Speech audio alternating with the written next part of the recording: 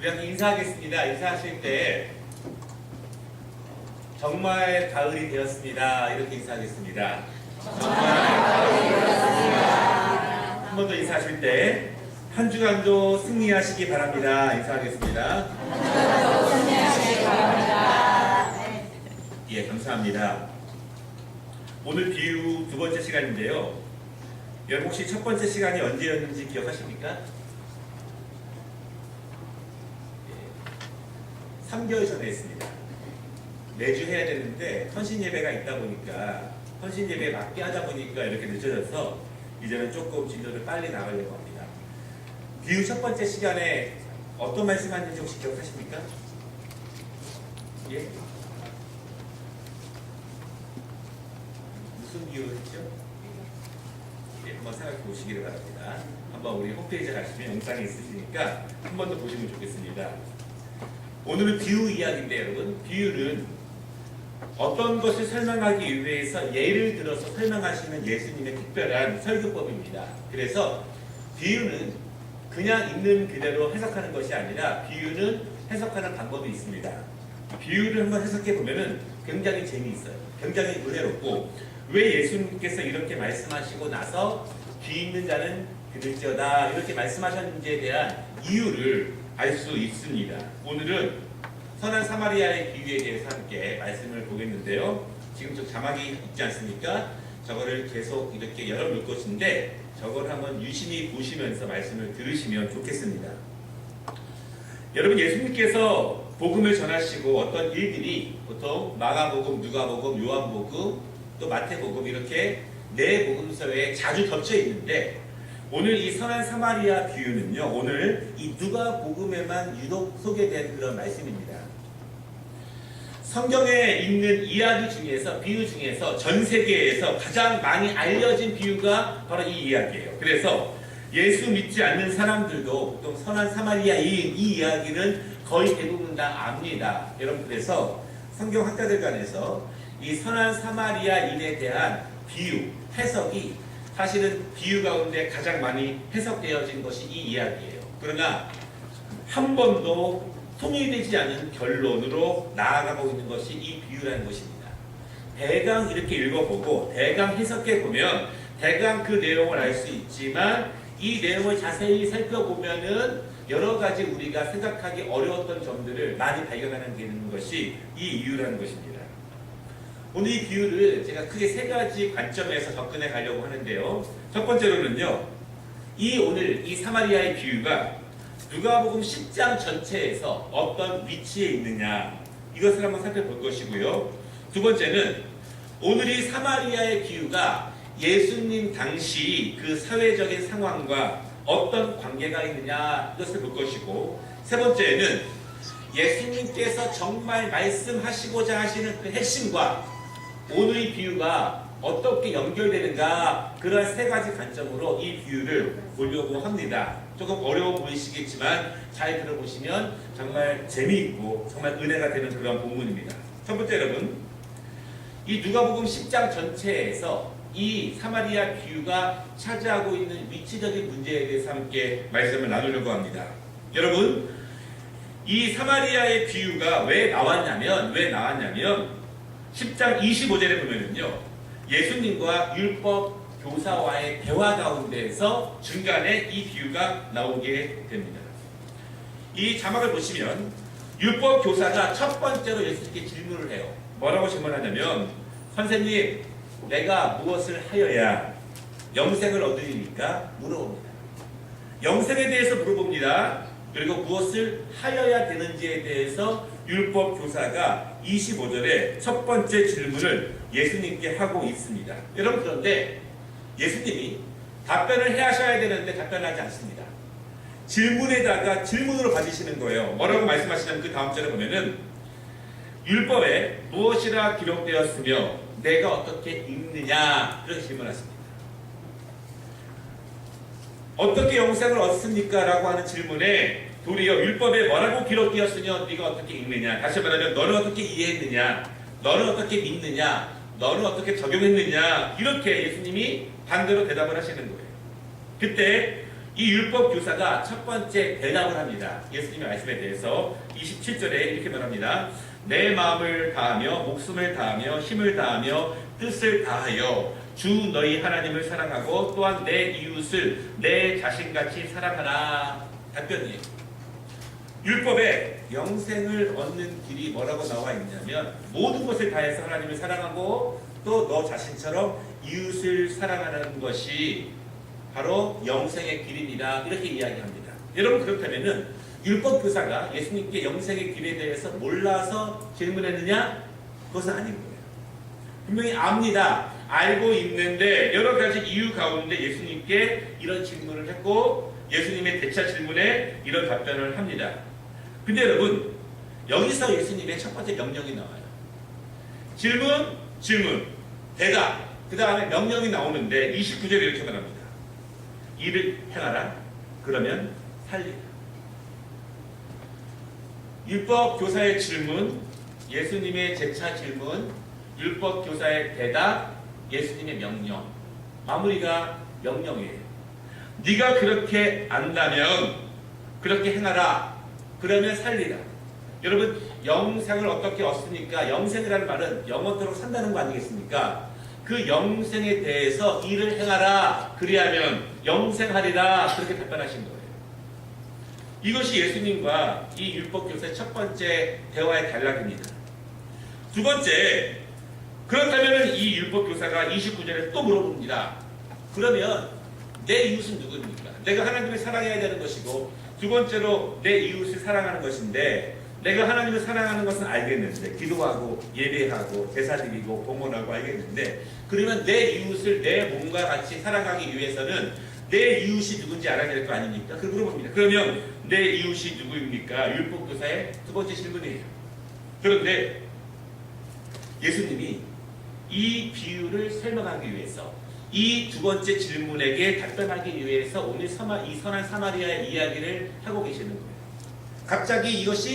갑자기 나온 것이 아니라 영생에 대해서, 율법에 대해서, 행하는 문제에 대해서, 누가 이웃인가에 대해서 가르치기 위해서 오늘 선한 사마리아 사람의 이야기를 이 가운데 이렇게 넣으신 거예요. 우리가 읽은 그 이야기를 하십니다. 그리고 나서 예수님께서 36절에 두 번째 질문하십니다. 너의 생각에는 이 세 사람 중에 누가 강도 만난 자의 이웃이 되겠느냐 물어보시는 거예요. 그때 율법교사가 두 번째 대답을 합니다. 37절에 자비를 베푼 자니. 예수님이 이웃이 누구냐고 물어본 사람에게 이 이야기를 하고 누가 이 사람의 이웃이냐라고 물어봤을 때 자비를 베푼 사람입니다. 이렇게 이야기했습니다. 그때 예수님의 두 번째 명령이 37절에 나옵니다. 가서 너도 이와 같이 하라. 이렇게 말하는 거예요. 결국 영생에 대해서는요, 알고 있는 것이 아니라 이와 같이 하라. 이것으로 결론이 납니다. 예수님의 명령으로 결론이 나는 거예요. 율법 교사가 두 번 질문했습니다. 예수님이 두 번 질문해요. 율법 교사가 두 번 대답합니다. 거기에 대해서 예수님의 두 번의 명령, 그 가운데 이 선한 사마리아의 비유가 있는 거예요. 이것이 이 누가복음 10장 전체에서 오늘 선한 사마리아의 이야기가 왜 들어있는가, 그것이 이렇게 중요한 것입니다. 여러분, 그런데 이 비유, 오늘 우리가 함께 읽은 선한 사마리아의 이야기가 나오게 된 핵심 내용으로 들어가 보면은요, 첫 번째로요, 이 율법사의 두 번째 질문 가운데 나옵니다. 29절에 보니까 그러면 누가 내 이웃이 됩니까? 이런 질문 가운데서 이 비유를 이야기한 거예요. 여러분, 중요한 것이 있어요. 이 사람이 뭐라고 말하고 있냐면 누가 이웃입니까? 누가 우리의 이웃입니까? 이렇게 물어본 것이 아니라 누가 내 이웃, 누가 나의 이웃입니까? 이렇게 말하는 거예요. 중요한 것은 이 율법 교사가 말하고 있는 이웃 가운데에서는 내 중심, 내 가치관, 내 생각, 내 판단, 내가 허용할 수 있는 범위 내에서 이웃, 그것을 이 사람의 질문 가운데 이미 포함하고 있다는 거예요. 누가 예수님 보시기에 어디까지가 내 이웃이 되겠습니까? 이렇게 말합니다. 예수님께서 이 비유를 다 마치고 난 다음에 여러분 물어봅니다. 누가 강도 만난 자의 이웃입니까? 그때 율법 교사가 말해요. 자비를 베푼 자입니다. 여러분 재밌지 않습니까? 이 사람의 말 가운데서는요, 강도 만난 자가 이웃이라고 말하지 않습니다. 그냥 단순히 자비를 베푼 자가 이웃이라고 생각해요. 강도를 왜 만났는지, 얼마나 아픈 일은 잘 모릅니다. 그러나 이 사람이 대답하는 것은 자비를 베푼 자가 나의 이웃입니다. 이렇게 대답을 하는 것입니다. 자기의 마음속에, 자기의 신앙관 가운데 자기가 스스로 이웃을 한정짓고 있고 제한시킨다는 것이 이 사람의 질문 가운데 있습니다. 여러분, 그러면 예수님이 말씀하시고 하시는 누가 이웃인가? 예수님의 질문에 이 사람이 이렇게 말합니다. 강도 만난 사람, 그 사람의 이웃, 자비를 베푼 사람이 이웃입니다. 여러분, 이렇게 이야기하면 우리가 이 비유를 너무나 단순하게 끝낼 수 있어요. 아, 예수님이 나에게도 강도 만난 사람 같은 사람이 있으면 그의 이웃이 되어서 어려운 사람을 도와라. 이것이 율법의 가르침이고 영생을 얻는 길이다. 이렇게 우리가 해석할 수 있습니다. 그리고 대부분 이렇게 해석해요. 우리가 선한 사마리아인이 되어서 어려운 사람 만나면 그 사람들에게 자비를 베풀어야지, 이렇게 이해하는 것이 대부분이에요. 그런데 이것이 끝이 아니에요. 이러면 오늘 본문에 있는 더 중요한 내용을 놓칠 수가 있습니다. 여러분, 오늘 이 비유 가운데 보면은요, 여러 가지 등장하는 사람들이 나오는데 가장 큰 주인공은 강도 만난 사람과 사마리아인입니다. 대부분 이 두 사람의 이야기 가운데 있습니다. 그런데 율법교사의 입에서는요, 강도 만난 자 혹은 자비를 베푼 자 이렇게 이야기를 나오지만 예수님은 분명히 사마리아 사람이다 이렇게 이야기했는데도 불구하고 이 율법교사는 자비를 베푼 자입니다 이렇게 나옵니다. 사실은 나중에 말씀드리겠지만 율법교사의 마음속에는 사마리아인이 나의 이웃이라고 말하기를 꺼려하는 거예요. 그래서 그 사람의 한 행동, 그 행동 따라서 자비를 베푼 사람, 그렇게 되면 영생을 얻을 수 있다 이렇게 이해하는 것이 이 사람의 그러한 모습입니다. 여러분, 그런데 우리가 이 비유에서 한 번 더 핵심적으로 알 수 있는 것은 무엇이냐면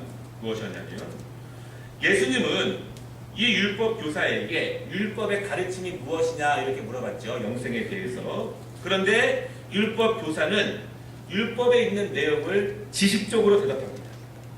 근데 예수님의 두 번의 명령은요, 지식적인 것이 아니라 행함에 대한 것이에요.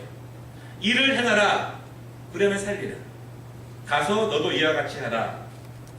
여러분, 영생은 이론의 문제가 아니라는 거예요. 영생은 지식의 문제가 아닌 것이고, 영생은 얼마나 아느냐 이 문제가 아니라는 거예요.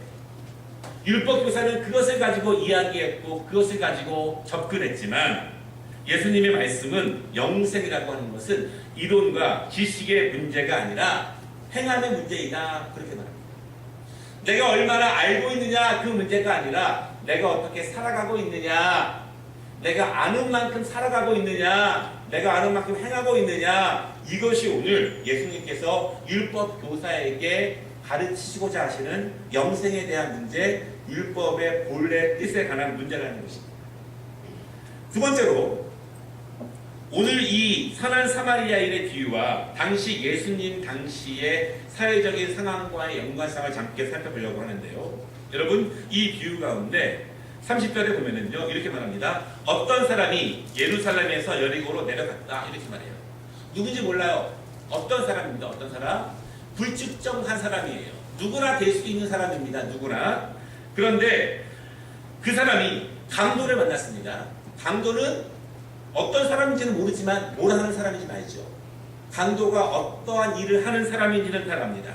그냥 어떤 사람이 강도를 만났습니다. 그런데 지나간 사람이 있어요. 첫 번째로 제사장과 레위인이 지나갔습니다. 이 사람들은 어떤 일을 하는 사람인지는 알죠. 그의 신분을 통해서 그가 누구이며 어떤 일을 하는 사람인지는 분명히 압니다. 33절에 어떤 사람이 또 지나가는데 그 사람은 누군지는 모르지만 그 사람의 출신은 알아요. 출신은 사마리아다 이렇게 말하고 있습니다. 근데 그 사람이 무슨 일을 하는 사람인지는 잘 몰라요. 지역만 나와 있지 그 사람이 무슨 일을 하는 사람이라는 것은 잘 모릅니다. 여러분, 중요한 것은요, 강도를 만난 사람과 그를 도운 어떤 사람은 사실은 어떤 일을 하는 사람인지 신앙이 뭔지 종교가 뭔지 아무도 모릅니다. 단지 한 사람은 단지 사마리아의 출신만 알려져 있고 나머지 등장하는 사람 강도는 무슨 일을 하는지 알고 제사장 레위인은 어떤 일을 하는 사람인지 어떤 일을 해야 하는 사람인지에 대해서 분명히 나와 있습니다. 중요한 것은요, 제사장과 레위인은 똑같이 강도 만난 사람을 보았습니다. 똑같이 반대로 피하여 갔다 그렇게 말합니다. 다시 말씀드리면 율법 교사나 제사장이나 레위인이나 자기들이 알고 있는 신앙관, 자기들이 알고 있는 율법 정신, 율법의 행함 가운데에서는 사실은 율법 교사나 제사장이나 레위인이나 똑같이 행하는 거예요. 일관적으로 똑같이 행합니다. 예수님은 오늘 그러한 사람들의 율법 정신에 대해서 무엇인가 하고 싶은 말이 있습니다. 제사장과 레위인은 율법을 잘 아는 사람이죠. 종교적인 일을 하는 사람입니다. 그러나 꼭 그것이 행하는 것과 관련이 있는 것은 아니다. 꼭 그것이 영생을 얻는 일과 꼭 연결되는 것은 아니다. 이것이에요. 예수님의 명령은 가서 행하라. 행하지 않는 지식은 소용없다. 아무리 제사장이라도 레위인이라도 율법을 가르치는 교사라도 그 믿는 대로 아는 대로 행하지 않는 것은 아무런 소용이 없다. 그렇게 말하고 있습니다. 그냥 어떤 사람 이것이 중요한 것이 아니라 첫 번째 분명히 드러나 있는 율법을 대하는 사람, 종교적인 일을 하는 사람에 대해서 분명한 가르침을 예수님이 주고 있는 것입니다. 여러분, 오늘 이 비유 전체 이야기 가운데에서 3분의 2 정도의 분량을 차지하고 있는 사람은요, 단연코 사마리아 사람입니다. 그러나 율법 교사의 입에서는 결코 사마리아라는 사람이 이름이 나오지 않습니다. 사실 예수님은요, 이 사마리아 사람을 강조점에 두고 싶어 했습니다. 율법 교사는 사마리아라는 이름을 말하지 않았지만 결국 여러분, 제사장, 레위인과 반대가 되는 사람이 누구냐면 이 본문에 보면은 사마리아 사람이라는 거예요. 사마리아 사람이 율법 지식이 있는지 성경 지식이 있는지는 잘 몰라요. 종교적인 일을 하는지 안 하는지는 잘 모릅니다. 그런데 중요한 것은 이 사람은 율법이 말하고 있는 이웃에 대해서 가서 이렇게 하리라, 그러면 살리라, 그 일을 분명하게 하고 있다는 것을 알려주는 거예요. 중요한 것은 언급하기 싫어하지만 그 사마리아 사람들이 그 일을 하고 있다, 이렇게 말하고 있습니다. 모든 제사장, 모든 레위인, 이 사람이 다 그렇다, 다 영생을 얻지 못한다, 이게 이 얘기가 아니에요.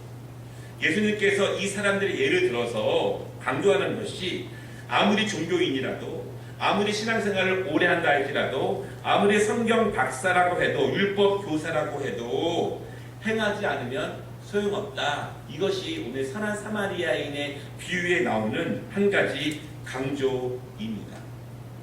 여러분, 이 말씀 우리가 중요하게 여겨야겠죠. 지식이 다가 아니라는 것입니다. 세 번째, 이 비유가 예수님의 가르침의 핵심과 어떤 연관성이 있느냐. 율법 교사가 이렇게 물어봤죠. 누가 나의 이웃입니까? 질문을 했습니다. 그런데 여러분, 29절을 자세히 보면은요, 누가 나의 이웃입니까? 이 이야기를 할 때 왜 그렇게 이야기했는지에 대해 설명이 있습니다. 뭐라고 말하고 있냐면 29절에 자기를 옳게 보이려고 예수님께 여짜오되, 그렇게 말합니다. 누가 나의 이웃입니까? 이것은요, 자기를 옳게 보이기 위해서, 무엇인가 자기의 행함과 자기의 지식을 의롭게 보이기 위해서 도리어 예수님께 이 질문을 한다는 것입니다. 예수님이 선한 사마리아 비유의 이야기를 하시는 이유는 이 율법 교사가 가지고 있는 자기를 의롭게 여기고 자기를 옳게 생각하는 그 신앙관, 그 가치관, 그 개념을 깨기 위해서 이 비유를 예수님이 하고 계시는 거예요. 스스로 옳게 여기는 사람들, 많이 안다고, 지식인이라고, 종교인이라고 많이 의롭게 여기는 사람들, 그 사람의 신앙과 가치관을 깨기 위해서 예수님이 이 비유를 하고 계신다는 것입니다. 여러분, 당시에 유대인들이 가지고 있는 이웃관이 있습니다. 이웃관. 사실은 이 비유에서 중요한 것이 이웃관이에요. 쉽게 말하면 어디까지인가 나의 이웃인가, 이것입니다. 유대인들은요, 분명하게 이웃에 대한 제한이 있습니다. 제한이. 나의 이웃이 될 수 있는 사람이 있고, 이웃이 될 수 없는 사람이 있습니다. 아무나 이웃이 되는 것이 아니에요. 먼저 누가 이웃이냐? 나에게 깊은 유익을 줄 수 있는 유대인. 나에게 유익을 줄 수 있는 유대인이 1차적인 나의 이웃이에요. 동그라미에 가장 가운데 들어가 있습니다. 두 번째는 누가 이웃이냐? 두 번째는요, 하나님을 고백하고 할례를 받은 유대인. 이 사람들이 두 번째 나의 이웃이에요. 세 번째 이웃은 누구냐면 이방 사람이었지만 개종하고 할례를 받고 유대인이 된 사람, 그 사람이 바로 유대인입니다.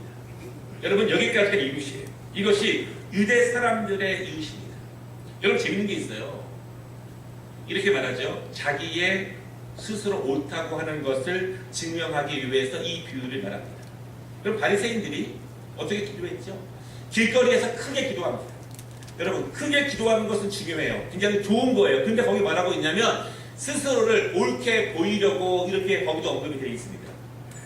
하나님의 일을 하는 데 있어서 다른 사람들과의 비교적 우위, 그리고 나는 하나님의 말씀을 그대로 지키고 있다라고 하는 것을 스스로 마음속에 증명해내려고 하는 그 우위, 나는 그렇게 하고 있는데라고 하는 우위, 그리고 그 사람들이 오늘 율법교사처럼 하나님, 나는 율법에 기록된 대로 이 정도까지만 내 이웃입니다. 나는 그것을 분명하게 알고 행하고 있습니다. 이렇게 스스로 옳게 여기면서 말하고 있는 이 사람에 대해서 예수님이 그 사람의 스스로 옳게 여기는 것을 깨기 위해서 오늘 그 말씀을 하고 계십니다. 여러분, 사실은요, 우리도 이웃간이 있어요. 남 얘기가 아닙니다. 우리는 누가 이웃간이에요? 때로는 다 이웃인 것처럼 보이지만 어떨 때는요, 지역에 따라서 이웃이 달라집니다. 제일 많이 하는 말 있죠. 우리가 남이가. 다른 사람은 남이라는 거예요, 사실은. 뭐 축구할 때, 야구할 때는 대한민국 외치지만 또 어떤 지역 이기주의가 나옵니다. 뭐 예를 들어서 폐기물장을 어디에 심느냐 할 때 나와요. 누가 이웃이냐? 나는 안 되는 거예요. 저 사람은 되는 거예요. 이웃이 나눠집니다. 또 여러분, 우리는요, 외국 사람들을 만납니다. 내가 보기에 호의적인 사람은 나의 이웃이 될 수 있지만 안 그런 사람들은 나의 이웃이 안 됩니다. 우리 친구를 보십시오. 이웃들을 보십시오. 나에게 도움이 되고 호감이 되고 내가 어느 정도 인정할 수 있는 사람들을 내 이웃간에 가두지, 저 사람이 아니라 인간, 이렇게 말하는 사람들은 사실은 우리의 이웃간에서 제거되어 있다는 것입니다.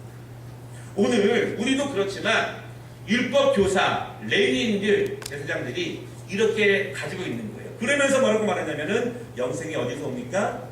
하나님을 사랑하고 이웃을 내 몸과 같이 사랑하고. 그렇지만 그 이웃은 예수님의 가르침이 아니라 자기들이 만들어 놓은 이웃간 안에 있는 이웃만 사랑하는 것이 스스로 옳게 여기는 의로움이라고 그렇게 착각하고 있는 사람들이 이 사람입니다.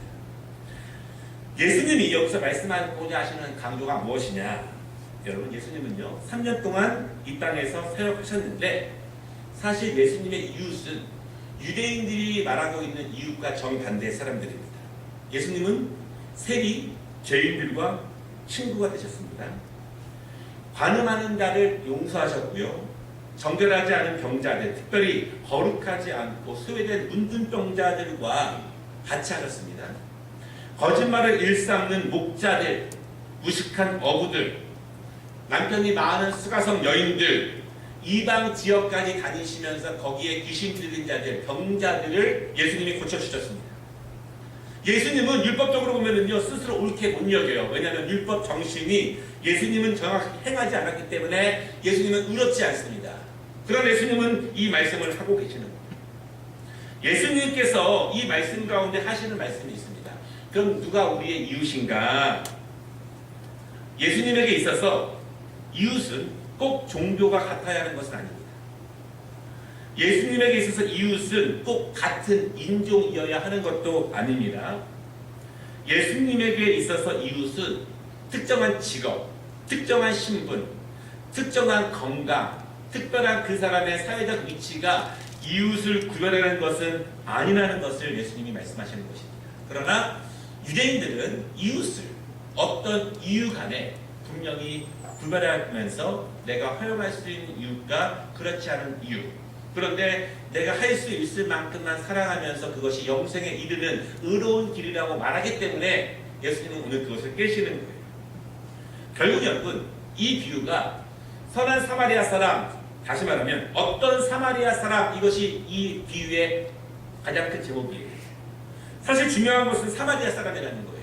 예수님이 말씀하시고자 하시는 것은 강도 만난 사람을 도와줘라, 이것도 포함되지만 저 사마리아 사람도 너의 이웃이다, 이것을 가르치시는 것이 이 결론입니다.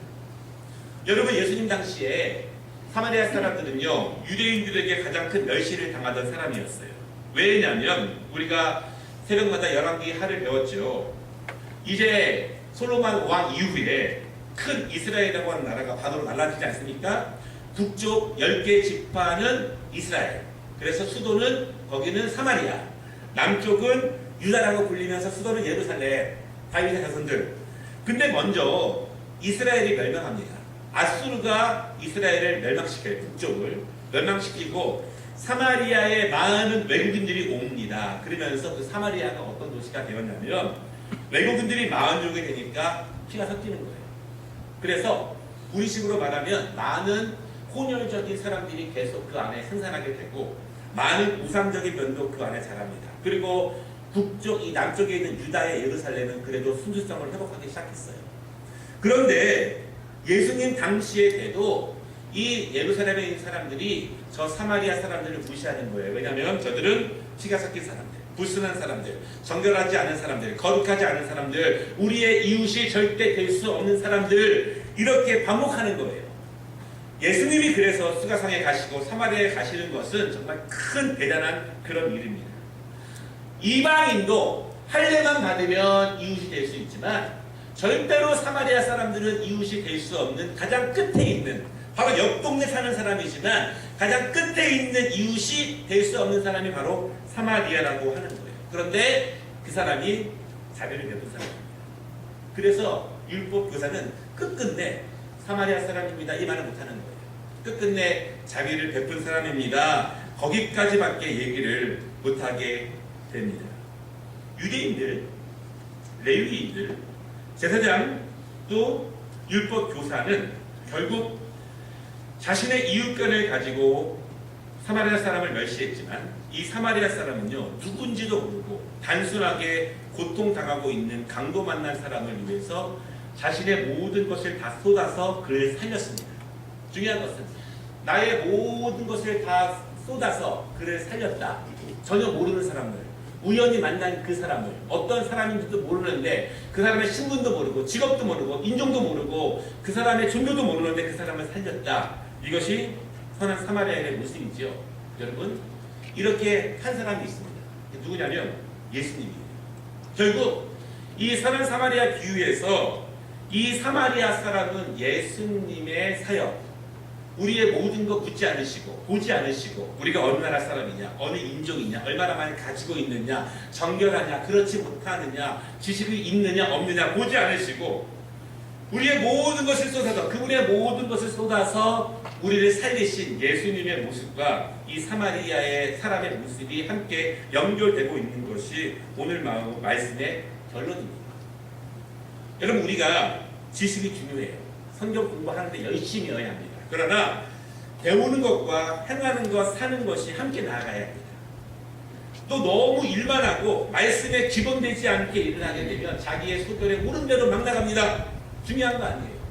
중요한 것은 말씀의 기초로 일하되 항상 우리의 삶을 통해서 그 열매가 드러나는 것이 중요합니다. 중요한 모델은 예수님께서 하신 것처럼 그렇게 하는 것입니다. 내 생각에는 누가 강도 만난 사람의 이웃이 되겠느냐? 여러분, 우리에게 만약에 예수님이 너의 생각에는 누가 이웃이냐 이렇게 물어볼 때 우리의 정답은 무엇이냐면, 예수님의 은혜가 필요한 모든 사람이 우리의 이웃입니다. 정답입니다. 우리 그렇게 말씀대로 살아가는 우리 모든 성도들 되시기를 주님의 이름으로 축원합니다.